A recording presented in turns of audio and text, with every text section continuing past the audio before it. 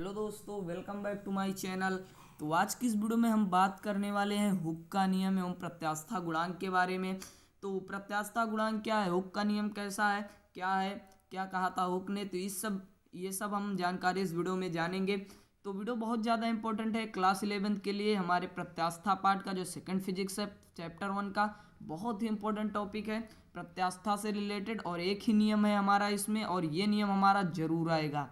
तो यहाँ पर चलिए देखते हैं हुक का नियम क्या, हुक ने क्या बताया। तो हुक ने कहा लघु विकृतियों के लिए, लघु विकृति मतलब क्या होता है, परिवर्तन बहुत सूक्ष्म हो। जैसे मान लेते हैं कोई यहाँ पर दृढ़ आधार से कोई तार बंधा हुआ है और इस पर कोई पिंड लटकाया गया है, हमारा यहाँ पर इस पर कोई पिंड लटकाया गया है, तो इसमें कुछ ना कुछ वृद्धि होगी। अगर इसमें लटकाया गया तो इसमें कुछ वृद्धि होगी और उसी वृद्धि को हम विकृति कहते हैं। तो विकृति कह रहा है बहुत लघु लघु विकृति, तो बहुत छोटी एकदम सूक्ष्म परिवर्तन हो, मान लेते हैं डेल्टा एल परिवर्तन होगा। तो यहाँ पर इन्होंने कहा लघु विकृतियों के लिए किसी वस्तु में उत्पन्न प्रतिबल, जैसे उत्पन्न प्रतिबल, प्रतिबल क्या है, किसी प्रत्यानयन बल बटे क्षेत्रफल, किसी एकांक क्षेत्रफल पर प्रत्यानयन बल लगने को प्रतिबल कहते हैं। तो यहाँ पर प्रतिबल और दाब लगभग सेम ही होते हैं। तो यहाँ पर हम कह रहा है संगत विकृति के समानुपाती होता है। फिर से समझते हैं, लघु विकृतियों के लिए मतलब परिवर्तन बहुत छोटा हो किसी वस्तु में। मान लेते हैं कोई वस्तु है, यहाँ पर मान लेते हैं तार है कोई एक तांबे का, किसी का भी मान सकते हैं। लघु विकृतियों किसी वस्तु में उत्पन्न प्रतिबल उसकी जो संगत विकृति, यहाँ पर जो उसकी संगत विकृति होगी उसके समानुपाती होता है। तो इसे कुछ इस प्रकार का लिख सकते हैं कि कह रहा है प्रतिबल समानुपाती विकृति के है, लिख सकते हैं। इस समानुपाती के चिन्ह को हटाएंगे तो एक नियतांक आएगा। मान लेते हैं वो नियतांक हमारा है ई। वैसे तो हमारा ज़्यादातर हम जब नियतांक हटाते हैं तो हमारा के आता है, लेकिन यहाँ पर हमने ई मान लिया है। क्यों? क्योंकि ई फॉर इलास्टिसिटी, इलास्टिसिटी मतलब प्रत्यास्था, और हम यहाँ पर प्रत्यास्था से रिलेटेड पढ़ रहे हैं, इसीलिए इन्होंने यहाँ पर ई माना और ई बताया, इलास्टिसिटी कांस्टेंट। तो इसे लिख सकते हैं ई इज इक्वल टू प्रतिबल बटे विकृति,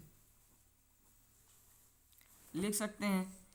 तो यहाँ पर हमने पक्षांतर किया और ये जो हमारा ये आया ई, जहाँ पर ई बराबर प्रत्यास्था गुणांक है हमारा,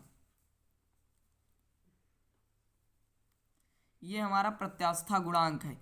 जो ई बराबर प्रत्यास्था गुणांक, इलास्टिसिटी और प्रतिबल बटे विकृति, तो ये हमारे हुक का नियम है। तो यहाँ पर ई, अब हम इसे और क्या कह सकते हैं कि इसे कह सकते हैं, तो कह सकते हैं कि किसी पदार्थ का प्रत्यास्था गुणांक जितना अधिक होगा, यहाँ पर विकृति तो हमारा यहाँ पर लगभग सूक्ष्म के बराबर है, क्योंकि कह रहा है लघु विकृतियों के लिए, तो ई इज डायरेक्ट प्रोपोर्शनल हो जाएगा प्रतिबल के। तो ई इज डायरेक्ट प्रोपोर्शनल जब प्रतिबल के हो जाएगा तो यहाँ पर हम कह सकते हैं कि किसी पदार्थ का प्रतिबल जितना अधिक होगा वह वस्तु उतनी ही अधिक प्रत्यास्थ होगी। तो इसमें प्रतिबल जितना अधिक होगा, जितना उसका प्रतिबल लगेगा, वह वस्तु उतनी ही अधिक प्रत्यास्थ होगी। तो यही हुक ने यही नियम बताया। तो हुक का सही नियम तो हमारा लिख सकते हैं ई बराबर प्रतिबल बटे विकृति। अगर यहाँ पर हमें परिभाषा लिखने को आ गई तो लघु विकृतियों के लिए लिख सकते हैं, लघु विकृतियों के लिए विकृति बहुत सूक्ष्म हो रहे हैं, किसी वस्तु में उत्पन्न प्रतिबल संगत विकृति के समानुपाती होता है, यही हुक का नियम है। तो फिलहाल इस वीडियो में इतना ही। उम्मीद करता हूँ आप हुक का नियम समझ गए होंगे, क्या है, कैसे है, प्रत्यास्था गुणांक क्या है, कैसे क्या होता है इसमें।